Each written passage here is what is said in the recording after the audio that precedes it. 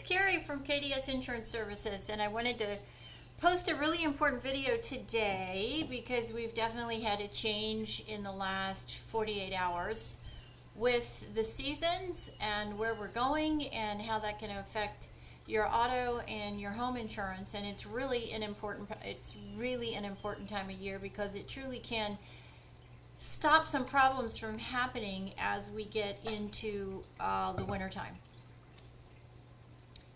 In 21, which will be 3 years ago in February, we had a cataclysmic storm here in Texas that took out the power grids, it took out everything. People were without electricity during a really intense snowstorm, which does not happen in Texas very often.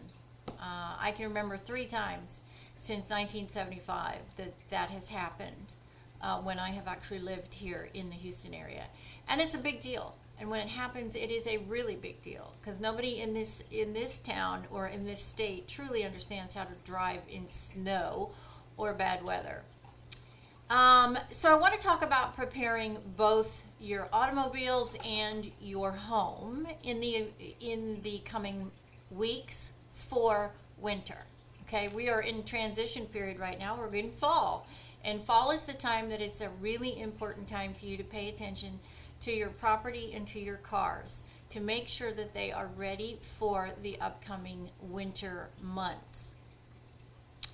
If you read on the weather channels and in the almanacs, last year was a severe winter. This one is supposed to be even worse. Okay, so that's 3 out of the last 4 winters that are going to be unusual for the state of Texas. And I really want to get that across because we generally don't prepare for severe weather like states that get severe weather. Colorado, Vermont, Maine, New York, Connecticut, Boston, all those cities, all those places. And so for us here in Texas, our weather is extremely unpredictable. We all know that. It can go from 90 degrees 1 minute to 64 degrees in 2 hours, and it can go from 64 degrees down to 44 degrees in an hour. So it's just a really unpredictable state when it comes to weather, especially in the changing weather patterns, which is where we are now. We are actually changing weather patterns. We are going from summer heat, transitioning back into cooler temperatures and fall, winter. So let's start with your house. Okay, it's really important to check your house and check all the trees around your house. You need 10 feet away from your house in every direction. Up, sides, down, sides, up, back if you have a back porch. You need 10 feet. That is a safe margin in the event that your trees are covered with ice, snow, and they break and fall into your home. 10 feet is the industry standard for you to have no tree limbs close to your property. If it's less than that, seriously, now's the time to get the chainsaw out and get them cut down. Because the last thing that you would want to have is us to get into another storm like we had three Februarys ago, and you have a pine tree that's 4 feet away from your house, it's covered in snow, it snaps in two, and then it smashes into your house and obviously hurts your house or hurts you. That's the last thing that you would want to happen. Insurance companies are really funny too, I'm going to tell you. Especially now in this crazy insurance market. They are looking for any reason not to pay a penny. Don't give them any reasons to not pay a penny. Doing your due diligence is a part of being a homeowner, and it is written in your insurance contracts. If you've never read your insurance contracts back to front and read your declarations pages and all the exclusions and all the language in your insurance policies, it specifically says you have a due diligence to make sure that your property is maintained and prepared. And if the insurance company was to find out that you are not doing that, well, guess what? That gives them a reason to not pay your claim. So let's not give them any reasons to do that, okay? I've been in this insurance business now for 43 and a half years, and I have seen it all. I have witnessed every single excuse for insurance companies not to pay claims, and we just don't want to give them that. We don't want to give them any reason to not pay your claim because you pay your premiums, and that's what your insurance is for when you have a catastrophe. So let's just make sure that we are checking the perimeter for all trees around your home. Secondly, we want to check and make sure that your tap connections, your hose connections are covered. Go down to Home Depot or one of the big box stores and actually buy the boxes that you put around the spigot that covers them from the weather. It's really important. That is going to be your first line of defense when it comes to freezing pipes, is to make sure that you have properly wrapped the spigots. And they're just like little houses that you buy and you put on your spigot, little turn thing. I think that's what they're called here. That's what we call them in Australia, spigots. I'm assuming it's the same thing here. And cover them up, because here's what could happen. An insurance company could come out and say, oh, why don't you have that covered? That's your problem. We're not going to pay because you didn't do that, when this is your house and it's your responsibility as the homeowner to do your due diligence to make sure that your house is properly maintained and ready for all types of weather conditions, including the winter. All of them. Go through all the way around your house, and every single one of those connections where you put a hose on it, make sure that you've got a little box on it that's insulated. I think they're $4. For $20 you've taken care of and probably prevented one of the biggest claims that we see in the homeowners market, and that is water claims. Okay, so just go and buy them and put them on. It'll take you an hour down there and back. The next thing that we want to talk about on your property is debris, trash, debris, leaning up against the backside of your garage, because that's where most people put it. I know, because that's where my husband puts it.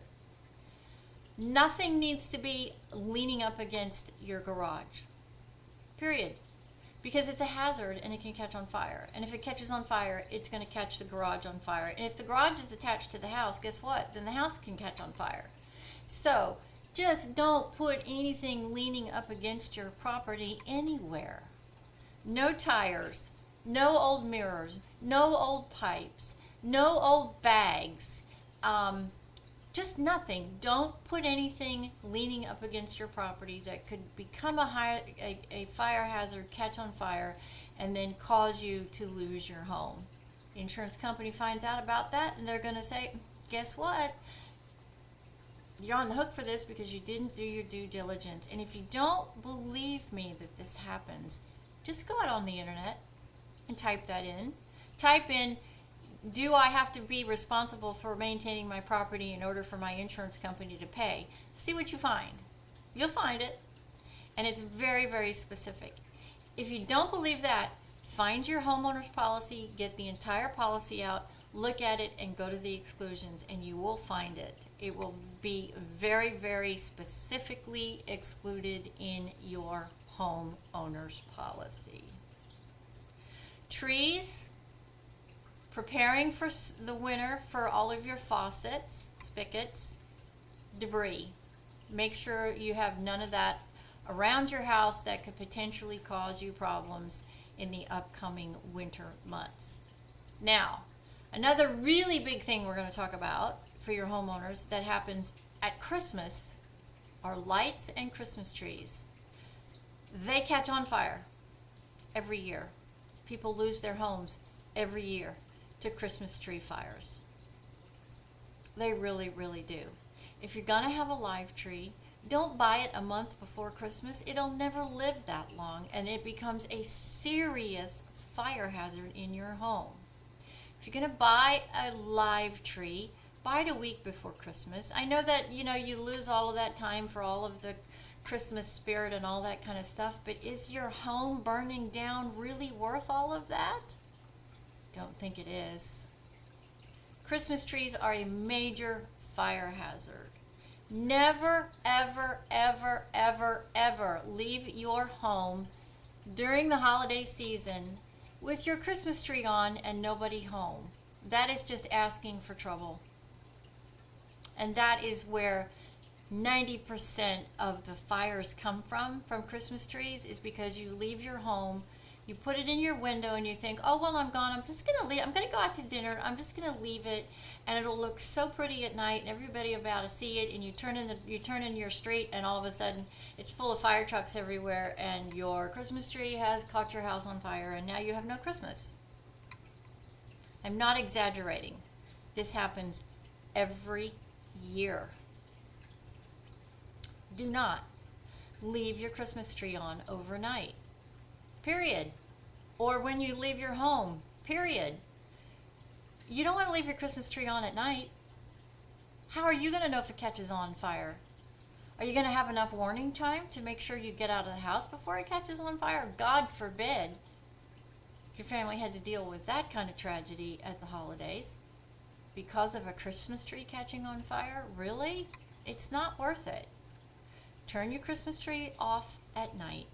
Turn all of your house lights off at night. And what I mean by this is the Christmas lights that are on your house. They get very hot and they are a fire hazard. The best way to put Christmas tree lights on a home is to use a clip.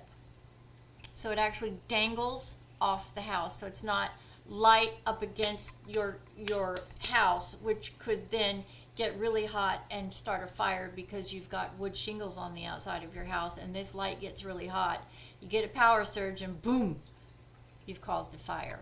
So if you're going to put if you're going to put house lights up, which I'm not telling you not to, I'm just telling you to use some common sense and use clips. Clips will eliminate that connection, which will then prevent a fire. Never leave your Christmas tree on at night. Never leave your Christmas tree on with nobody home. And always make sure to turn your lights off that are on your house at night, because they can catch on fire. It happens every year. I know, it's just a lot, isn't it? But it's my job to make sure that you know all of these things so you don't have such a catastrophe in your life as losing your home to fire. It is catastrophic, and it takes people years to recover from it, emotionally and financially. So let's just make sure that we're doing everything we can to ensure that we don't have that potential hazard hanging around our home. Our biggest investment, your cars. You're probably thinking, what is she going to talk about my cars? What could I possibly do that is going to prevent my car from having a problem in the winter? Make sure you maintain your car. Make sure you've got oil in your car. Make sure you've got water in your car. Make sure your batteries are good. That's all a part of doing your due diligence, and it will be treated the same way, I promise you, if an adjuster found out that you were driving around your car and it didn't have oil in it or didn't have water in it, and then it seizes up. They won't pay for it. I'm telling you right now, they won't pay for it. I've seen it numerous times in my career. So make sure you maintain your vehicles. It's the same thing. It's your property. It's your responsibility to take care of it. It is not the insurance company's responsibility to pay you for maintenance on these things. Your insurance is designed to try to put you back together when there's a catastrophe, right? And insurance is, I hate to tell you this, if nobody's ever told you this before, I'm going to tell you because I'm an insurance agent and I have been for 43 years. If you're expecting your insurance company, your insurance policies to put you back together 100%, it's not going to happen. You cannot possibly insure yourself 100% against any risk that happens. It's just impossible.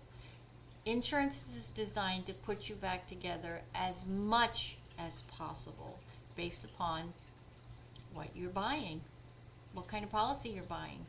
People do not read their insurance policies, so they assume, And assuming is like walking into a lake that's full of alligators. You're going to assume they're not going to bite you? Well, seriously, people, read your insurance. Understand your insurance. Because here's the thing. It is impossible. As an insurance agent, it is impossible for me to tell you every single thing that is covered or not covered in a policy that is even 20 pages long. It is impossible. There are not enough hours in the day for an agent to possibly read your policy to you. It is your responsibility. When you buy insurance, you are given the paperwork and the policy. If you read that policy and there's something in that policy that you do not like, it is your responsibility to call your agent and say, you know, I didn't realize that this policy was like this. I'm really not sure that I like it. That's your responsibility. It's impossible for an insurance agent to go over an entire policy and confirm for you any single or all single things that could happen as a result of a risk, and then what that's going to do for you as far as claims. It's impossible. It's impossible. That's why it's so important for you to read all of your quotes, all of your endorsements, all of your policies, all of your notices, and make sure you're opening all of your mail. And if you get your correspondence through email, read every email and every attachment. That is your responsibility. I'm a consumer, so it's my responsibility too. Believe me, there's a lot of things on insurance policies that 43 years into my career, I look at them and go, wow, that has changed since 1991. So I, as a consumer, have to do the same thing that you have to do because we're all consumers. So your vehicles, maintain them. Maintain the oil, maintain the water, maintain the tire pressures, okay? Because here's the thing. If you are in your car and you're on the freeway and your tire blows and you hit a barricade and then you crash into that barricade and you do damage to your car, the only way your car is going to get repaired is through collision. Collision is what you buy on your vehicle to protect your vehicle in the event that you collide with something, and it is then your fault. If you repair your vehicle using your collision, meaning you hit a tree, you hit a barricade, you hit another car, you hit a fence, you hit anything but an animal, that's collision, and that's a surchargeable event that will stay on your record for 5 years. 5. Insurance companies can then surcharge you for 3 of those 5 years. So it's really important to maintain your vehicles. It's also really important to keep your vehicles safe, right? If you're parking your vehicle on the street, is it really the safest place? No, it's not. Put it in the driveway or put it in the car. And if you live in an apartment complex, make sure you're putting it on the apartment complex property, because there's some coverage issues there from the apartment complex that could come into play. So if you're renting an apartment and you're guaranteed a parking spot, make sure you find a parking spot on the apartment complex property to keep your vehicle safe. Anything else? I think that's it. These videos are designed to help you, really. I'm trying to give you some tips and tricks that will prevent you from ever getting into an argument with your insurance company, because who wants to do that? I don't. I deal with them every day. And that's the last thing that you want to have to do, is argue with your insurance company because an adjuster's coming out and says, you know, you've got tires stacked up against the back of your garage. That's a fire hazard. They caught on fire. They caught your garage on fire. They then caught your house on fire, and guess what? You didn't do your due diligence, so we're not going to pay for a penny of this. I can't think of a worse situation, actually. Well, there's a lot of them, but that's up there. As always, if you have any questions about these videos that I put out here into the world of the internet, I'm happy to answer them. I really am. All you got to do is reach out to me. You can go to any of my social media channels, any of my websites, and there'll be a way for you to reach out to me. And I sincerely mean that. I'm at a phase in my life where I really am trying to help as many people with as many things as I can, because I'm a business owner and an insurance agent, and I've been doing this so long, just trying to help you circumvent the world of insurance claims, because it is just, it's the worst part of the industry. Let's just be real frank.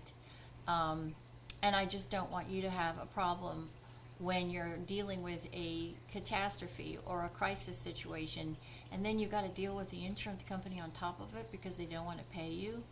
Just don't put yourself in that situation, and it shouldn't happen. All right? Do your due diligence. It's really important. And if you have any questions, please reach out to me. My office hours are Monday through Friday, 10 a.m. to 4 p.m. That's when the phone lines are open. You can reach me by email at any time. I will get back to you. Or you can reach me on any of my social media platforms, and I will respond. Just give me a day or two to do that. And if there's a specific subject that you would like me to talk about, I am absolutely happy and welcoming. I welcome that, because the more you know, the more you're informed, and the less headaches that you are going to have. And then I'm doing my job. I'm helping you understand the complex, crazy, annoying, frustrating world of insurance. This is Carrie from KDS Insurance Services, and I really look forward to hearing from you. God bless and have a wonderful fall.